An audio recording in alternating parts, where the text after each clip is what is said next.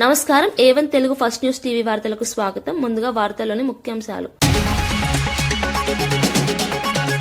Rayalaseema lift ఆపేసిన ద్రోహానికి రేవంత్ మాటలే సాక్ష్యమన్న జగన్. చంద్రబాబు రాయలసీమ రైతులకు విలన్ గా మారారని వ్యాఖ్య. రాజకీయ లావాదేవీలకు రాయలసీమను తాకట్టు పెట్టారని వెల్లడి. రైతుల భవితవ్యంతో ఆటలాడితే మూల్యం తప్పదని హెచ్చరిక. ఓటమి జీర్ణించుకోలేకి కేటీఆర్ విమర్శలు చేస్తున్నారన్న రాజేష్ రెడ్డి. కవిత ప్రశ్నలకు ముందు సమాధానం చెప్పాలని డిమాండ్. వ్యక్తిగత దూషణలే బీఆర్ఎస్ పతనానికి కారణమని వ్యాఖ్య. మున్సిపల్ ఎన్నికల్లో కాంగ్రెస్ ఘన విజయం ఖాయమని వెల్లడి. అసెంబ్లీలో తన మాటకు పట్టింపు లేదని సీఎం రేవంత్ ఆవేదన. కీలక నేతల గైర్హాజరుపై రేవంత్ అసంతృప్తి. ప్రభుత్వ చర్చలకు సమన్వయం అవసరమని సీఎం అభిప్రాయం. కాంగ్రెస్ లో అంతర్గత క్రమశిక్షణపై చర్చ. హైదరాబాద్ లో 1.20 కోట్ల చైనా మాంజా పట్టివేత. సంక్రాంతి వేళ ప్రాణాలకు ముప్పు అన్న సిపి సజ్జనార్. అక్రమ నిల్వలు విక్రయాలపై కఠిన చర్యలు తీసుకుంటున్నామని హామీ. ప్రమాదకర మాంజాను పూర్తిగా నివారించాలని హెచ్చరిక. రాయలసీమ లిఫ్ట్ కు ఇద్దరు సీఎంలే కారణమన్న అవినాష్. రైతుల్లో ఆందోళన పెరిగిందన్న వైఎస్ అవినాష్ రెడ్డి. జగన్ తెచ్చిన ప్రాజెక్టుతోనే సీమ వ్యవసాయం నిలబడిందని వ్యాఖ్య. రైతుల భవిష్యత్తుతో ఆడుకుంటే ఉద్యమాలు తప్పవని హెచ్చరిక. తెలంగాణ అసెంబ్లీ సాక్షిగా సీఎం రేవంత్ రెడ్డి చేసిన వ్యాఖ్యలపై మాజీ సీఎం వైఎస్ జగన్ తీవ్రంగా స్పందించారు. రాయలసీమ లిఫ్ట్ ఇరిగేషన్ ప్రాజెక్టును ఆపేయాలని తాను అడిగితేనే చంద్రబాబు ఆపేశాడని రేవంత్ రెడ్డి చెప్పడం ఆశ్చర్యకరమని అన్నారు. ఈ వ్యాఖ్యలతో చంద్రబాబు రాయలసీమ రైతులకు విలన్ గా మారారని జగన్ విమర్శించారు. రాయలసీమకు సాగునీరు, తాగునీరు అందించే కీలక ప్రాజెక్టును రాజకీయ లావాదేవీల కోసం తాకట్టు పెట్టారని ఆరోపించారు. ఒక రాష్ట్ర సీఎం మరో రాష్ట్ర ప్రయోజనాల కోసం తన రాష్ట్రాన్ని అమ్మేశాడని అసెంబ్లీలోనే చెప్పడం దేశ రాజకీయాల్లో అరుదైన పరిణామమని వ్యాఖ్యానించారు. రాయలసీమ రైతుల భవితవ్యంతో ఆటలాడుతున్న ఈ కుట్రలను ప్రజలు గమనిస్తున్నారని, దీనికి రాజకీయంగా తగిన మూల్యం చెల్లించాల్సి వస్తుందని వైఎస్ జగన్ హెచ్చరించారు. రాయలసీమ లిఫ్ట్ ఇరిగేషన్ పనులను ఆపేయాలి అని అంటూ ఏకంగా తెలంగాణ ముఖ్యమంత్రి గారు అసెంబ్లీలో క్లోజ్ డోర్ మీటింగ్లో తాను అడిగానని, తన మీద గౌరవంతో చంద్రబాబు గారు ప్రాజెక్టును ఆపేశారు అని ఏకంగా తెలంగాణ ముఖ్యమంత్రి తెలంగాణ నిండు అసెంబ్లీ సభలో వాళ్ళ రిలేషన్షిప్ గురించి, చంద్రబాబు నాయుడు గారు రాష్ట్రాన్ని ఎలా అమ్మకానికి పెట్టారు అన్న వాస్తవాల గురించి ఏకంగా రేవంత్ రెడ్డి గారు అన్న మాటలు నిజంగా ఇది చూసిన తర్వాత ఒకసారిగా రాష్ట్ర ప్రజలకు అందరికీ కూడా, రైతన్నలందరికీ కూడా, మరీ ముఖ్యంగా రాయలసీమ, నెల్లూరు ఈ ప్రాంతాలకు సంబంధించిన రైతులకు నిజంగా చంద్రబాబు నాయుడు అనే వ్యక్తి ఒక విలన్ క్యారెక్టర్ కింద కనిపిస్తుంది. బీఆర్ఎస్ కార్యకర్తలపై దాడులు కొనసాగితే తీవ్ర పరిణామాలు తప్పవని మాజీ ఎమ్మెల్యే బొల్లం మల్లయ్య యాదవ్ హెచ్చరించారు. కాంగ్రెస్ నాయకులు పోలీసుల అండతో బీఆర్ఎస్ పార్టీ కార్యాలయాలు, దిమ్మెలను కూల్చి కార్యకర్తలపై దాడులు చేస్తున్నారని ఆరోపించారు. వేలుకు వేలు, కాలుకు కాలు అన్నట్టుగా ఎదురుదాడి జరుగుతుందని స్పష్టం చేశారు. రాజకీయ ప్రత్యర్థులపై అక్రమ కేసులు పెట్టడం, భయభ్రాంతులకు గురి చేయడం ప్రజాస్వామ్యానికి విరుద్దమని అన్నారు. ఇకపై దాడులు జరిగితే చట్టపరంగా పోలీసుల పాత్రను కూడా బయట పెడతామని హెచ్చరించారు. కాంగ్రెస్ నాయకులను తరిమికొట్టే పరిస్థితి వస్తుందని తీవ్ర వ్యాఖ్యలు చేశారు. రాష్ట్రంలో పెరుగుతున్న రాజకీయ హింసకు ప్రభుత్వం బాధ్యత వహించాలని మల్లయ్య యాదవ్ డిమాండ్ చేశారు. పోలీసులు లాఠీ రాజ్యాన్ని నడిపిస్తున్నారు. కాంగ్రెస్ నాయకులు పోలీసు వాళ్ళ అండతోని, అధికారుల అండతోని గ్రామాలలో స్వైర విహారం చేసే అధికార పక్షం వాళ్ళు మొక్కం చెల్లక ఈరోజు ఏం చేయాలనంటే ప్రతిపక్ష నాయకుల మీద, ప్రతిపక్ష నాయకుల ఇళ్ల మీద దాడులు చేయాలనే ఉద్దేశంతో కాంగ్రెస్ నాయకులు పోలీసు వాళ్ళ సహకారంతో గద్దెలు వాలగొడుతున్నారు, ఇళ్ల మీద దాడులు చేస్తున్నారు, పొలాల మీద దౌర్జన్యం చేస్తున్నారు. ఖబర్దార్ నేను చెప్తా ఉన్న కాంగ్రెస్ నాయకులకి, మళ్ళొక్కసారి పునరావృతం అయితే కోదాడు నియోజకవర్గంలో ఎక్కడ గులాబీ జెండాని టచ్ చేసిన బీఆర్ఎస్ నాయకుడిని పైన దౌర్జన్యం జరిగిన ఈద్ కా జవాబు पत्थर से देंगे। बिल्कुल अभी कोई आगे पीछे सोचने का नहीं है। ఏలుకి ఏలు కాలు కాలు సమాధానం చెప్పడం మాకు కూడా తెలుసు. తప్పకుండా రేపు రానున్న భవిష్యత్తులో ఏ ఒక్క కార్యకర్త మీద ఏ ఒక్క చిన్న దాడి జరిగినా దానికి ప్రతి సమాధానంగా మేము కూడా దాడులకు దిగుతామనే విషయాన్ని పోలీసు వాళ్ళకి హెచ్చరికతో చెప్తున్నా. ఇవాళ కొండాపురంలో జరిగింది, మొన్న బేర్తల్లో జరిగింది, రేపు ఇంకెక్కడ జరగడానికి ఊహలు చేస్తున్నారో తెలియదు. 100% పోలీసు వాళ్ళు చర్యలు చేపట్టకపోతే అధికార నాయకులు పోలీసు వాళ్ళు మాకు అండగా ఉన్నారనే ధీమాతో ముందడుగు వేస్తే తప్పకుండా చట్టపరంగా పోలీసు వాళ్ళ బట్టలిపుతాం, అధికార పార్టీ వాళ్ళని ఊర్ల నుంచి బయటకు వెళ్ళకూడతాం అనే విషయాన్ని కూడా సభాముఖంగా తెలియజేస్తున్నా. హెచ్ఎండిఏ పరిధిలోని రైతుల సమస్యలపై రంగారెడ్డి జిల్లా అబ్దుల్లాపూర్ మెట్ మండలం కోహెడాలో రౌండ్ టేబుల్ సమావేశం నిర్వహించారు. ఈ సమావేశంలో భూసేకరణ, పరిహారం, లేఅవుట్ల అనుమతులు, రోడ్లు, డ్రైనేజీ వంటి అంశాలపై రైతులు తీవ్ర ఆవేదన వ్యక్తం చేశారు. అభివృద్ది పేరుతో రైతుల భూములను తక్కువ ధరలకు తీసుకుంటూ సరైన పరిహారం ఇవ్వడం లేదని ఆరోపించారు. నిబంధనలు స్పష్టంగా లేకపోవడం వల్ల రైతులు నష్టపోతున్నారని తెలిపారు. న్యాయ నిపుణులు, రైతు సంఘాల ప్రతినిధులు సమావేశంలో పాల్గొని ప్రభుత్వానికి స్పష్టమైన విధానాలు ఉండాలని సూచించారు.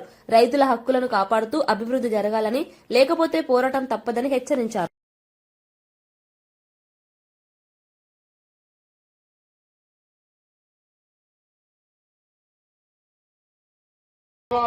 పెద్ద హైదరాబాద్ చేస్తున్నానంటే అది కేవలము స్వప్నం మాత్రమే ఉంటుందని నేను మీకు ఈ సభాముఖంగా మనం డివిజన్గా చేయకుండా, సర్కిల్కి దగ్గర చేయకుండా కోయడ గ్రామాన్ని దూరం వేయడం తీవ్రమైన అన్యాయం. ఈ కోయడ గ్రామాన్ని తప్పకుండా డివిజన్గా చేసి తీరాలని నేను ఈ సభాముఖంగా రాయలసీమ లిఫ్ట్ ఇరిగేషన్ అంశంపై మాజీ మంత్రి జేసీ ప్రభాకర్ రెడ్డి తీవ్రంగా స్పందించారు. రాయలసీమ పౌరుషం గురించి మాట్లాడే అర్హత చంద్రబాబుకు లేదని వ్యాఖ్యానించారు. ధర్మవరంలో మీరు ఏం చేశారో చెప్పాలని సవాల్ విసిరారు. రాజకీయ స్టైల్తో మాట్లాడడం కాదు, రాయలసీమ ప్రజలకు చేసిన మేలు ఏంటో చెప్పాలని ప్రశ్నించారు. లిఫ్ట్ ఇరిగేషన్ ప్రాజెక్టుల విషయంలో చంద్రబాబు వైఖరి రాయలసీమ రైతులకు తీరని అన్యాయం చేసిందని అన్నారు. నీటి ప్రాజెక్టులు ఆపడం ద్వారా ప్రాంత అభివృద్ధిని అడ్డుకున్నారని విమర్శించారు. రాయలసీమ ప్రజల ఆత్మగౌరవంతో చెలగాటమాడితే తగిన రాజకీయ ఫలితాలు ఎదుర్కోవాల్సి వస్తుందని హెచ్చరించారు. నిన్ను నీ భాష మార్చుకో. మొన్న చెప్తాను చూడు, మొత్తం ముస్లింస్ నీకు ఓటు వేసినారు కాబట్టి నువ్వు వాడికి వచ్చినావు. అదే వేరే వాడిని నిలబెట్టింటే వేలకు పోయింది. పొంద గుడ్ మార్నింగ్, గుడ్ ఈవినింగ్ ఏం చేసినావు చెప్పరా? ధర్మవరం నువ్వు ఏం చేసినావు చెప్పరా? తెస్సువి మిషన్, తెస్సువి సెగ్రిగేషన్ మిషన్ ఈ రోజు అట్లే ఉంది. బాడిగలు తీసుకొని తిన్నావు, దాంతో నువ్వు సుఖపడినావు. రా ధర్మవరం పోదాం. ఈ రోజుకి మీ సెగ్రిగేషన్ చేసినారా? ఎందుకు అందరిని ఆడబోసుకుంటాడు? అంటే చంద్రబాబు నాయుడు గురించి లే, నీకు చంద్రబాబు నాయుడు గురించి మా అర్హత ఉందరా? నేను కూడా జగన్ కన్నా పెద్దోడిని, బట్ ఈజ్ ఎ లీడర్. కొద్ది వరకే నేను మాట్లాడగలను. ఏమో దేశంలో నువ్వు అంతా తెలిసినట్లు స్టైల్గా స్టైల్ కొద్దిగా కొయ్యొద్దు. రాయలసీమకు పౌరుషం లేదా? లే ఏడ్రా నీతో పాటు తోడుపుట్టిన వాళ్ళు ఇద్దరు, ఒకడు 150 కేజీలు, ఒకడు 100 కేజీలు ఉన్నారు. అడిగిపోయినారా మీర్రా? పౌరుషం లేదు, అందరికి పౌరుషం లేదనుకోద్దండి. గడిచిన 5 ఏళ్ళు ఊర్లోనే ఉన్నా. ఆ రోజు నీ పోలీసులు కొడితే నీ కొట్టించుకున్నా. ఏమైందిరా? పౌరుషమా? రాండిలే పౌరుషం నా కొడకల్లారా. ఉమ్మడి వరంగల్ జిల్లా పాలకుర్తి ఎమ్మెల్యే యశస్విని రెడ్డి, ఆమె అత్త ఝాన్సీ రెడ్డి వ్యవహార శైలిపై కాంగ్రెస్ సీనియర్ నేతలు ఏఐసీసీ ఇన్ఛార్జికు ఫిర్యాదు చేశారు. ఝాన్సీ రెడ్డి షాడో ఎమ్మెల్యేలా వ్యవహరిస్తూ పార్టీకి నష్టం కలిగిస్తున్నారని ఆరోపించారు. స్థానిక సంస్థల ఎన్నికలు ముగియగానే ఇద్దరు అమెరికాకు వెళ్లిపోవడంతో నియోజకవర్గ ప్రజలు తీవ్ర ఇబ్బందులు పడుతున్నారని తెలిపారు. వారి పాలన వల్ల కాంగ్రెస్ పార్టీకి స్థానికంగా నష్టం జరిగిందని అసమ్మతి నేతలు పేర్కొన్నారు. తక్షణమే చర్యలు తీసుకోకపోతే రాబోయే మున్సిపల్ ఎన్నికల్లో రెబల్ అభ్యర్థులను బరిలోకి దింపుతామని హెచ్చరించారు. ఈ వ్యవహారం కాంగ్రెస్ పార్టీలో అంతర్గత కలహాలను బయటపెట్టింది. మరి ఝాన్సీ రెడ్డి పరిపాలన బాగలేదని, వారి యొక్క మోనోయిజం, వారి యొక్క షాడోయిజం తోటి ప్రజలు ఇబ్బంది పడతా ఉన్నారని చెప్పి ఈరోజు మీనాక్షి గారికి మేము రిప్రజెంటేషన్ ఇవ్వడం జరిగింది. ఆ రిప్రజెంటేషన్ను మీనాక్షి గారు బాగా స్పందించారు. వారికి మేము కృతజ్ఞత చెప్తా ఉన్నాం. ఎందుకంటే కాంగ్రెస్ పార్టీలో మరి ఇటువంటి పద్ధతి ఎక్కడ లేదు. మరి క్రమశిక్షణ లేని వ్యక్తులు, ఒక సిటిజన్షిప్ లేని వ్యక్తి ఈరోజు మా మీద మోనోపలి చేస్తూ ఉన్నదంటే అది కరెక్ట్ కాదు. అధిష్టానాన్ని కూడా మోసం చేసింది. అధిష్టానం మోసం చేసి వైస్ ప్రెసిడెంట్ తీసుకున్నారు. ఆ వైస్ ప్రెసిడెంట్ పై కూడా న్యాయ విచారణ చేసి తక్షణమే వైస్ ప్రెసిడెంట్ తీసేయాలని చెప్పడం జరిగింది కాంగ్రెస్ పార్టీలో. ఎందుకంటే సిటిజన్షిప్ లేని వ్యక్తులకు మన బైలాలో లేదు, కాంగ్రెస్ బైలాలో వైస్ ప్రెసిడెంట్ ఇవ్వడానికి వీల్లేదు. సిటిజన్షిప్ ఉన్నదని చెప్పి కాంగ్రెస్ అధిష్టానాన్ని కూడా మోసం చేయడం జరిగింది. ఆ మోసాన్ని కూడా ఈ రోజు మీనాక్షి గారి దృష్టికి తీసుకుపోయినా ఎటువంటి జరగకూడదు.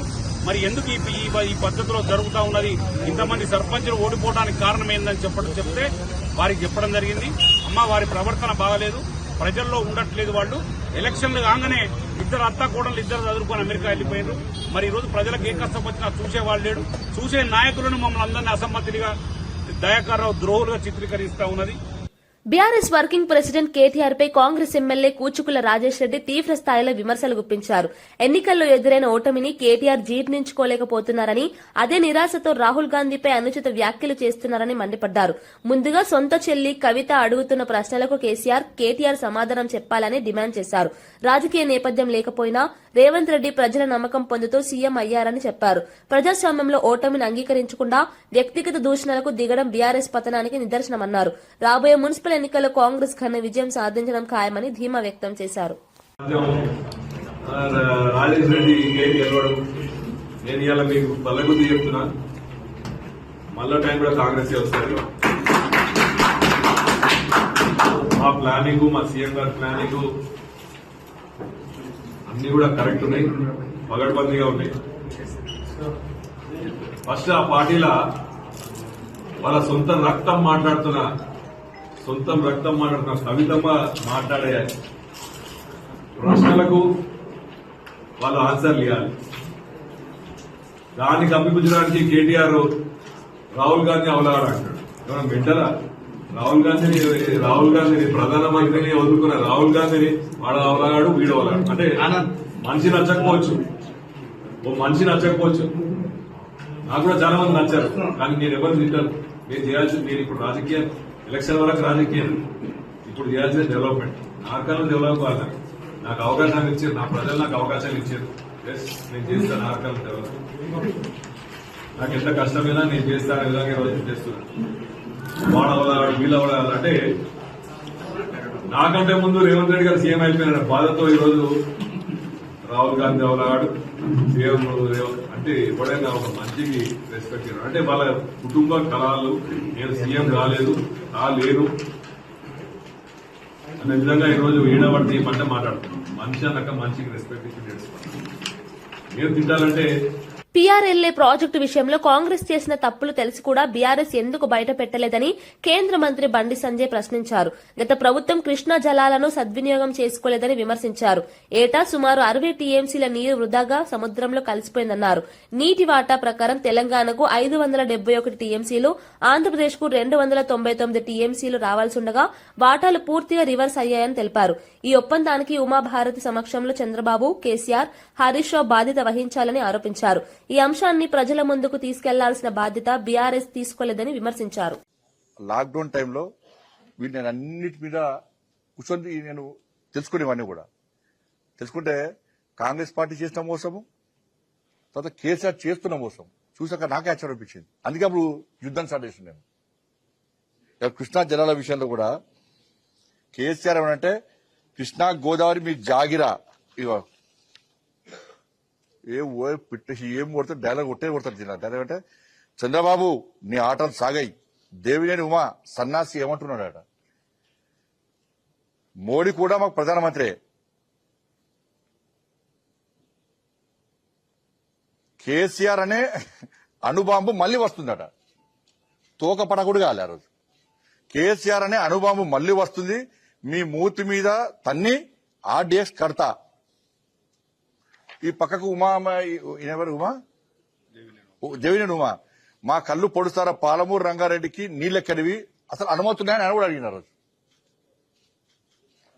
కృష్ణ మీ జాగిరా అని చెప్పి ఆ రోజు కేసీఆర్ సార్ మాట్లాడండి. ఏ రోజు ఇది? 2015 జూన్ 2015 జూన్ 11 రోజు అన్ని పేపర్లు బ్యానర్ వచ్చింది అనేది. ఇది చూసినాక ఖుషాను అబ్బా కేసీఆర్ ఒట్టాడుతాడుగా అనుభవం అవుతాడు ఏడ వెళ్తాడు అని చెప్పి ఇక మొత్తం దేశం అంతా చూస్తున్నాం, తెలంగాణ రాష్ట్రం అంతా చూస్తున్నాం. ఇవాళ తీరా అవన్నీ పిట్టరాముని మాటలు చేసిపోయినాయి. అవన్నీ కూడా కృష్ణా జిల్లాలో ఆ రేషియో ప్రకారము తెలంగాణ రాష్ట్రానికి రావాల్సిన వాటా ఎంత అంటే 571 టీఎంసీలు.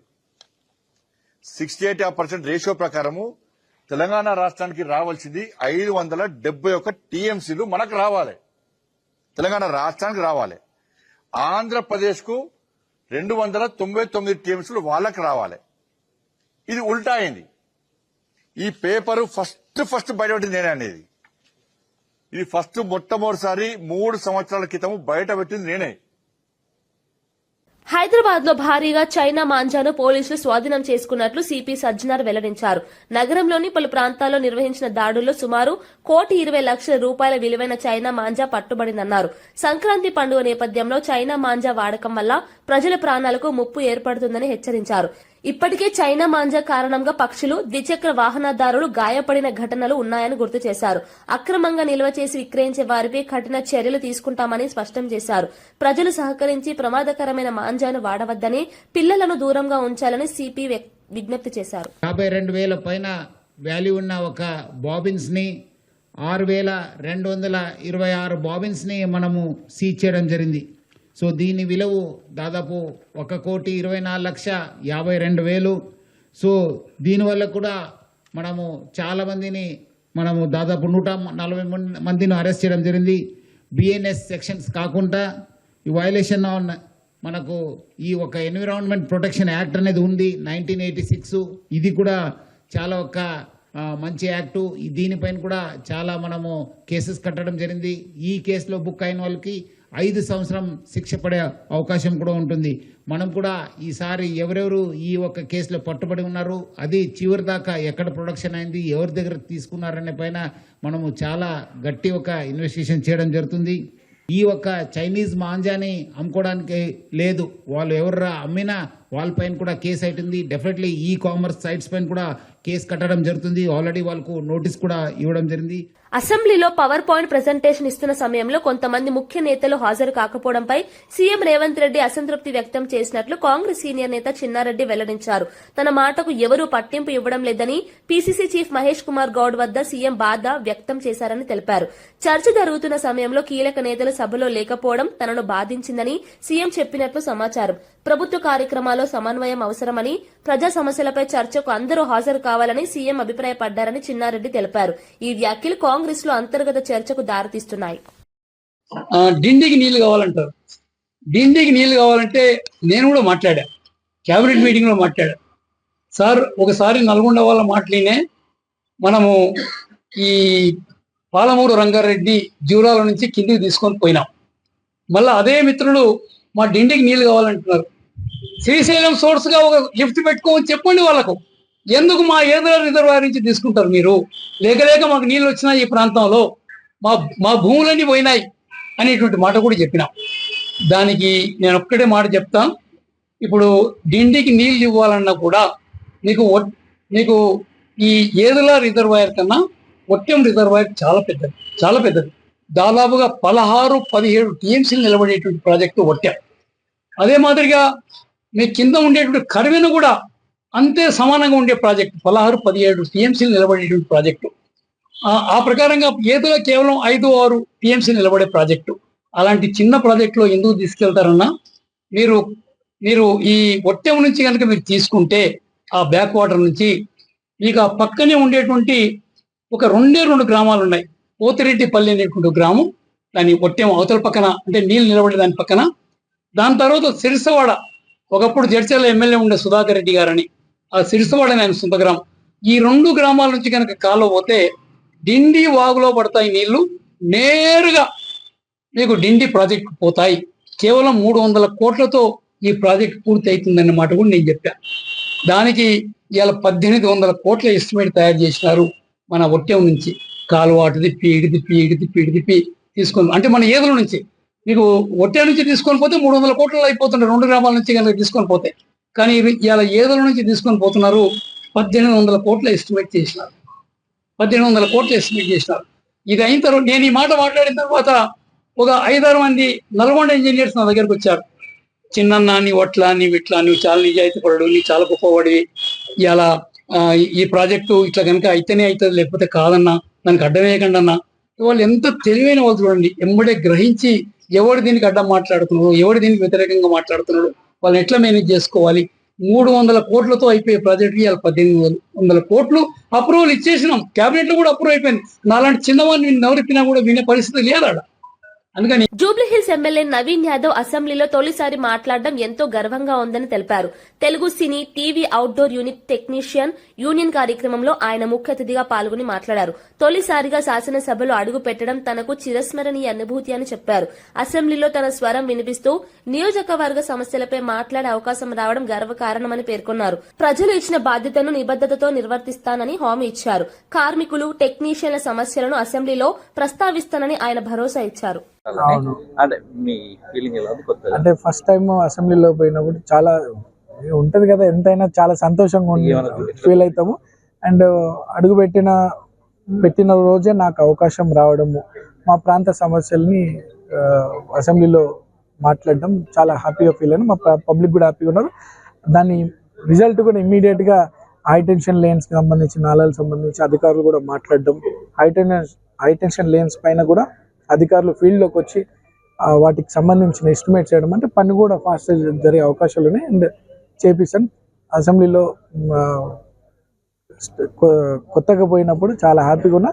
అండ్ నాకు అవకాశాలు కూడా వస్తున్నాయి, చాలా హ్యాపీగా అన్ని మనకి.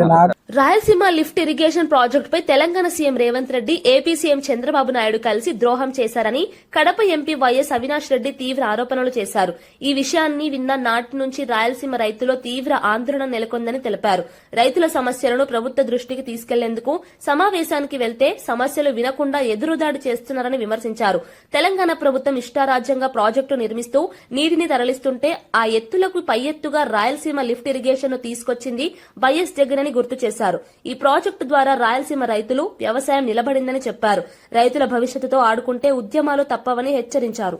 మరి ఝాన్సీ రెడ్డి పరిపాలన బాగలేదని, వారి యొక్క మోనోయిజం, వారి యొక్క షాడోయిజం తోటి ప్రజలు ఇబ్బంది పడతా ఉన్నారని చెప్పి ఈరోజు మీనాక్షి గారికి మేము రిప్రజెంటేషన్ ఇవ్వడం జరిగింది.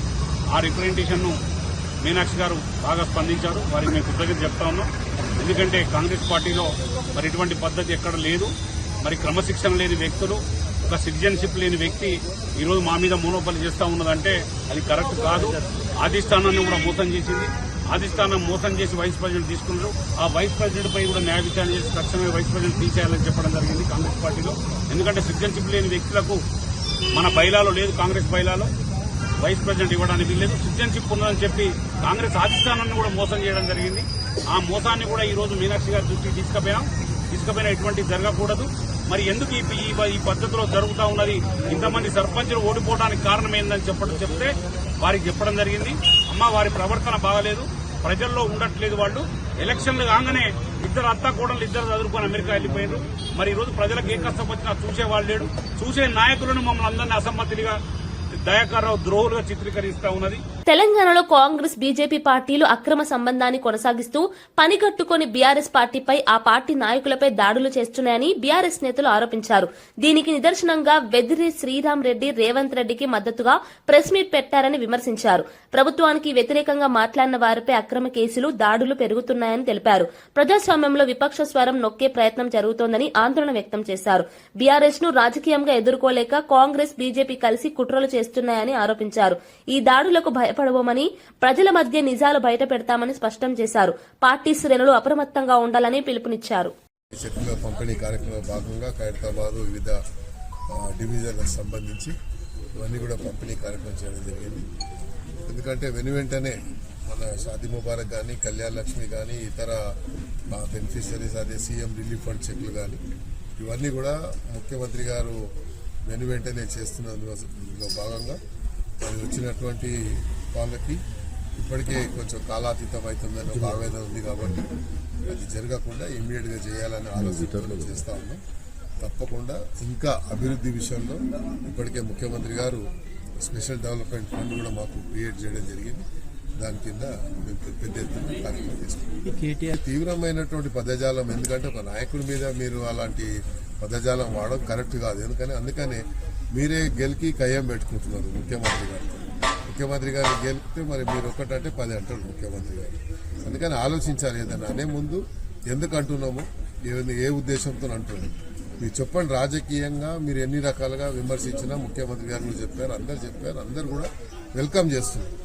మీరు చేయండి, పాలసీస్ మీద ఏదన్నా ప్రభుత్వ పాలసీస్ మీద చెప్పండి, లేకుంటే ఇంకేదని చెప్పండి. కానీ ఇట్లా ఇంత తెలివి ఉన్నటువంటి అన్ని చెప్పుకునే వ్యక్తులు ఇలా ఎందుకు దిగజారిపోతున్నారు అనేది అర్థమవుతలేదు. ఇది కరెక్ట్ కూడా కాదు. ఎందుకంటే దిగజార రాజకీయాలు చేయడం అనేది కరెక్ట్ కాదు. వ్యక్తిగతంగా దూషించడము, వ్యక్తిగతంగా మాట్లాడము, అది ఏదో మనకు గొప్ప పేరు వస్తుందని భావిస్తారు. కానీ దీనివల్ల ఎంత డిమారలైజ్ అయిపోతారు, మీరు ఎంత మరి ఇది పోతున్నారు అనేది మీరు అర్థం చేసుకుంటలేరు. ఇప్పటికైనా రియలైజ్ కావాలి, చేసిన తప్పులు వల్ల మీకు జరిగిన నష్టానికి మీరు రియలైజ్ కావడం లేదు. ఇంకా అదే అహంకార ధోరణితోని మీరు ఏదైతే ప్రవర్తిస్తుండ్రో ఈ అహంకారమే మీకు దెబ్బతీసింది. మళ్ళీ అదే ప్రవర్తనతో పోతున్నారు కాబట్టి మళ్ళీ ఇదే మీకు పునరావృతం అవుతుంది. కాబట్టి ఇప్పటికైనా చేసిన దానికి క్షమాపణ చెప్పి అపాలజీ చెప్పి తప్పకుండా మీరు రాజకీయంగా విమర్శించండి. లేకుంటే రాష్ట్ర ప్రభుత్వం ఇచ్చిన హామీలు నెరవేర్చకుంటే మీరు లిఖితపూర్వకం పంపించండి రాహుల్ గాంధీ గారు, తప్పేం లేదు. కానీ రాహుల్ గాంధీ గారిని ఉద్దేశించి మీరు ఇలాంటి వ్యాఖ్యలు చేయడం అనేది ఎవరు కూడా హర్షం వ్యక్తం చేయరు, ఎవరు కూడా దాన్ని చేయరు. కాంగ్రెస్ ప్రభుత్వ పనితీరుపై శాసనసభ స్పీకర్, శాసన మండలి చైర్మన్ ఇద్దరూ తీవ్ర వ్యాఖ్యలు చేయడం ద్వారా ప్రభుత్వ వైఫల్యం బహిర్గతమైందని ప్రతిపక్ష నేతలు విమర్శించారు. ఉప ముఖ్యమంత్రులను ఉద్దేశించి మీరు చెబుతున్నవి అన్ని అబద్దాలే అని సభాపతులే చెప్పడం గమనార్హమన్నారు. ట్రాన్స్ఫార్మర్లు కాలిపోతే పట్టించుకోవడం లేదని, ఆసుపత్రుల్లో డాక్టర్లు లేరని, విద్యా వ్యవస్థ నిర్వీర్యమైందని సభాపతులే చెప్పారని గుర్తు చేశారు. అంటే ప్రభుత్వం వాస్తవ పరిస్థితిని దాచిపెడుతోందని ఆరోపించారు. ప్రజలకు మౌలిక సదుపాయాలు కల్పించడంలో ప్రభుత్వం పూర్తిగా విఫలమైందన్నారు.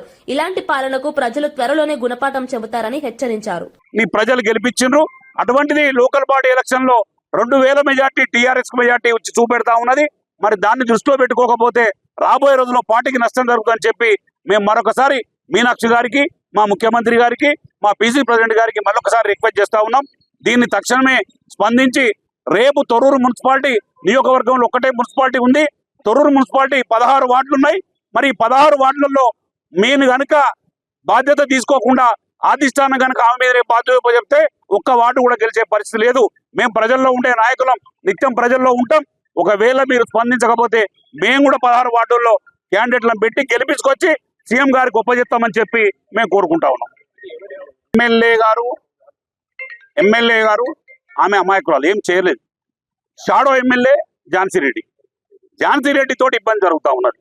ఒక నాయకులు, మండల నాయకులు, గ్రామ నాయకులు, సర్పంచ్లు అందరూ కూడా వ్యతిరేకించి టీఆర్ఎస్లకి వచ్చిన వాళ్ళు 2024లో వచ్చినటువంటి వ్యక్తులు 2026లో వచ్చిన వ్యక్తులను సర్పంచ్లో పెట్టుకున్నది. ఈమె కోసం పనిచేసి కష్టపడ్డ వ్యక్తి ఆమె ఊర్లో చెర్లపాలెం అని చెప్పుకునే వ్యక్తి టీఆర్ఎస్ ను రేపు ఎలక్షన్ గా జాయిన్ తీసుకొని టీఆర్ఎస్ పార్టీ సర్పంచ్ టీఆర్ఎస్ వ్యక్తికి ఇచ్చింది. గతంలో ఆయన ఎంపీటీసీ. అటువంటి వ్యక్తికి టికెట్ ఇవ్వడంలో ఈ రోజు ప్రజలు మొత్తం వ్యతిరేకించి, అమ్మా నీకోసం కష్టపడ్డం, నీకు 1000 మెజార్టీ ఇచ్చిన ఊరును ఈ రోజు 82 ఓట్లతోటి సర్పంచ్ అక్కడ ఆమె కొడుకైనటువంటి తిరుపతి రెడ్డి, నరేందర్ రెడ్డి వాళ్ళు కలిసి గెలిపించుకొని బయటికి రావడం జరిగింది. మరి ఇటువంటి ఆమె ప్రవర్తన బాగలేదు కాబట్టి, షాడో విజన్ చేస్తూ ఉన్నది కాబట్టి, ఆమె అవివేకంగా నడుపుతా ఉన్నది కాబట్టి ఆమెకు తెలవాల్సిన బాధ్యత ఉందని చెప్పి మీనాక్షి గారు చెప్పుకోవడం జరిగింది. మీనాక్షి గారు బాగా స్పందించారు. వారికి కూడా మేము కృతజ్ఞతలు చెప్తాను. మీనాక్షి లాంటి గారి మేడం మన కాంగ్రెస్ ఇన్ఛార్జ్ రావడం చాలా సంతోషం. ఎందుకంటే వారు ఉన్నమాట ముక్కుసూటిగా మాట్లాడే వ్యక్తి, ఎవరి మోచేతి నీళ్ళు తాగి మాట్లాడే వ్యక్తి కాదు. కాబట్టి వారికి కూడా మేము హ్యాండ్సప్ చెప్తా ఉన్నాం. తక్షణమే పాలకుర్తి నియోజకవర్గంలో కాంగ్రెస్ పార్టీని రక్షించాలని చెప్పి మేము మీనాక్షి మాటికి కోవడం జరిగింది. వార్తలు ముగించే ముందు ముఖ్యాంశాలు మరోసారి. రాయలసీమ లిఫ్ట్ ఆపేసిన ద్రోహానికి రేవంత్ మాటలే సాక్ష్యమన్న జగన్. చంద్రబాబు రాయలసీమ రైతులకు విలన్ గా మారారని వ్యాఖ్య. రాజకీయ లావాదేవీలకు రాయలసీమను తాకట్టు పెట్టారని వెల్లడి. రైతుల భవితవ్యంతో ఆటలాడితే మూల్యం తప్పదని హెచ్చరిక. ఓటమి జీర్ణించుకోలేకి కేటీఆర్ విమర్శలు చేస్తున్నారన్న రాజేష్ రెడ్డి. కవిత ప్రశ్నలకు ముందు సమాధానం చెప్పాలని డిమాండ్. వ్యక్తిగత దూషణలే బీఆర్ఎస్ పతనానికి కారణమని వ్యాఖ్య. మున్సిపల్ ఎన్నికల్లో కాంగ్రెస్ ఘన విజయం ఖాయమని వెల్లడి. అసెంబ్లీలో తన మాటకు పట్టింపు లేదని సీఎం రేవంత్ ఆవేదన. కీలక నేతల గైర్హాజరుపై రేవంత్ అసంతృప్తి. ప్రభుత్వ చర్చలకు సమన్వయం అవసరమని సీఎం అభిప్రాయం. కాంగ్రెస్ లో అంతర్గత క్రమశిక్షణపై చర్చ. హైదరాబాద్ లో 1.20 కోట్ల చైనా మాంజా పట్టివేత. సంక్రాంతి వేళ ప్రాణాలకు ముప్పు అన్న సిపి సజ్జనార్. అక్రమ నిల్వలు విక్రయాలపై కఠిన చర్యలు తీసుకుంటున్నామని హామీ. ప్రమాదకర మాంజాను పూర్తిగా నివారించాలని హెచ్చరిక. రాయలసీమ లిఫ్టుకు ఇద్దరు సీఎంలే కారణమన్న అవినాష్. రైతుల్లో ఆందోళన పెరిగిందన్న వైఎస్ అవినాష్ రెడ్డి. జగన్ తెచ్చిన ప్రాజెక్టుతోనే సీమ వ్యవసాయం నిలబడిందని వ్యాఖ్య. రైతుల భవిష్యత్తుతో ఆడుకుంటే ఉద్యమాలు తప్పవని హెచ్చరిక. ఇవి ఈనాటి వార్తా విశేషాలు. మరో బులెటిన్లో మళ్ళీ కలుద్దాం. నమస్కారం.